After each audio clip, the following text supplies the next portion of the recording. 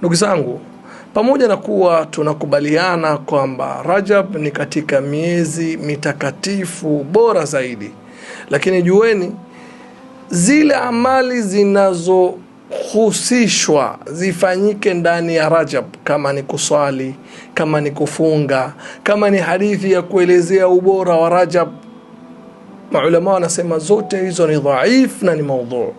Tusikilize maneno ya Ibn Hajar al-Asqalani, anasemaje?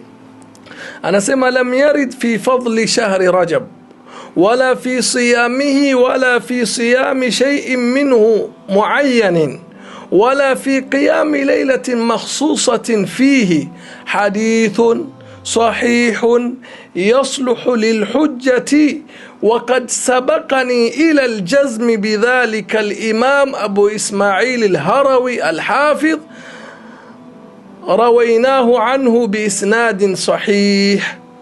anasema Ibn Hajar al-Asqalani katika kitabu chake Tabyinul Ajab fi ma warada fi fadli Rajab, anasema, na huyu Ibn Hajar al-Asqalani ni mbobeaji wa hadithi, yeye ndo amefanya sharhi ya hadithi zilizopokewa na Imamu Bukhari. Anasemaje? Anasema haijapokelewa hadithi yoyote inaobainisha fadhila ya mwezi mtukufu wa Rajab. Ndiyo, ni katika miezi mitukufu katika ile miezi minne, lakini hadithi inaeleza ubora zaidi ya mwezi wa Rajab peke yake hakuna, wala haijapokelewa hadithi inaeleza ubora wa kufunga ndani ya mwezi wa Rajab, kufunga ima mwezi wote au kufunga siku maalumu katika siku za mwezi mtukufu wa Rajab.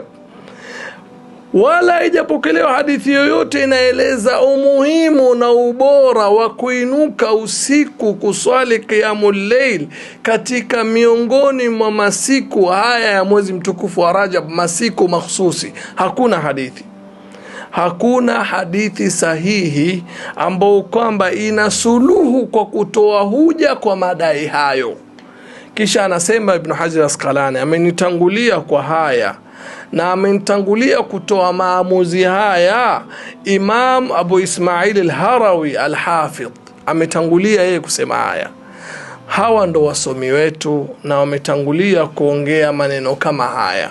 Ndiyo, mwezi mtukufu wa Rajab ni mwezi mtakatifu na bora, lakini hadithi zinazokuja kwa kuspecify mwezi huu bora wake na ibada za kufanywa ndani ya mwezi huu, kufanywa usiku na mchana, ima kwa mwezi wote ama siku maalumu katika siku za mwezi huu, basi Ibn Hajar al-Asqalani anasema hakuna hadithi sahihi inaosuluhu kutoa hoja nayo. Zote ni hadithi ima ni dhaif ama ni maudhu.